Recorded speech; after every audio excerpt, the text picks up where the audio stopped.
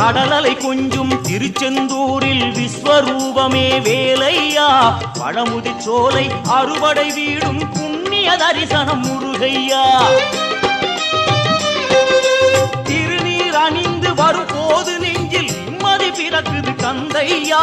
சுகனே சிவனார் மகனே உன்னை பாட பாட சுகமாகுதையா வேல் முருகா அரோகரா